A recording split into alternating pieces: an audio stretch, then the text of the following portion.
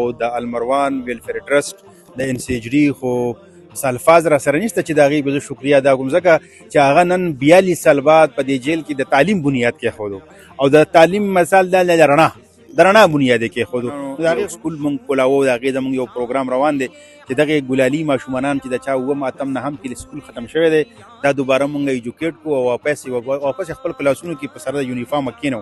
هغه هم زموږ المروان سره خبره وشوله، ماشاءالله د دوی ریسپانس ډېر زبردست دی او دا یو کاري خیر دی. المروان هم موږ ډېره زیاته شکریا ادا کوو چې فونډیشن خلکو سره ښېګړې هم کوي، جوماتونه هم جوړوي، قیدیانو سره هلې ځلې کوي. نو اوس دې جیل ته دا نوی بنیاد کېښودی شو، موږ په دې باندې د هغې هم ډېره زیاته شکریا ادا کوو. څومره شکریا چې موږ ادا کړو د غرونو عمرانو کمه ده. ډېره مهرباني، شکریه. ستاسو نوم نظار؟ نصیرالله. ته مو اوس راغلی؟ چې دوه کاله مې وشو. تاسې جیل کړی و؟ وړوکی باندې 302. دا وړوکي ده. او سبق دې ویلی دی؟ نه دې ویلي؟ بیخي نه تللی سکول ته؟ نه. نو دا راته ووایه چې المروان ویلفیر فاونډیشن طرفه تاسو ته دغه سکول ته بیا مو شوه سینټر ورسره کتابونه، نو څه ویل غواړئ؟ ډېر زیات شکریه ادا کوم. جیل هغه ضروريات دلته هغه ستونزې دوی موږ ته راورسولي او یقینا ضروريات ډېر زیات دي. موږ دا امید دی چې د حاجي عبدالوهاب صاحبو په نګرانۍ کې د دې ځای چې څومره مشکلات دي، چونکې دا د هغه خپله ضلع ده او دا د هغه آبایي علاقه ده، نو انشاءالله د الله په فضل و کرم سره د المروان ویلفیر فاونډیشن د ټیم په تعاون سره او د حاجي عبدالوهاب صاحب په سرپرستۍ کې دا مشکلات به انشاءالله ډېر زر ختم شي. بسم الله الرحمن الرحیم. زه د ان سی ایچ ډي د ډسټرک افسر په حیثیت باندې د المروان ویلفیر فاونډیشن خصوصي شکریه په دې ادا کوم چې دا نن تاسو څومره خلک کینئ د جیل ته چې راغی، اے ډي سی صاحب راغی، دا المروان ویلفیر فاونډیشن والا، دا صرف د المروان فاونډیشن په تعاون سره دا خلک دلته راغونډ شوی دی. که دوی نه وی دلته به دا سنټر نه و. زموږ ډېره ښایسته اکټیویټي وشوه. پس دا ټایم موږ سنټرل جیل ته ملګرو کې موجود یو. د دې څومره کاوشونه چې وو هغه ان سی ایچ ډي والا وکړه او د دې ماشاءالله هر ځای کې اکټیویټي وه، په جیل کې یو ناشنا اکټیویټي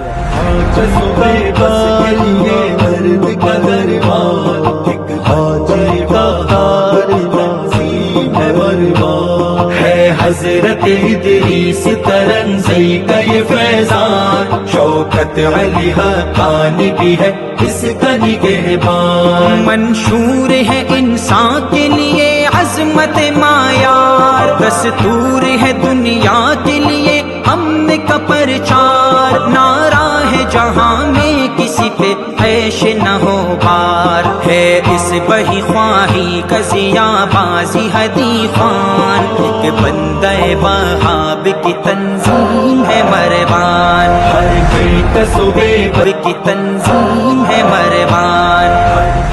بسم الله الرحمن الرحیم.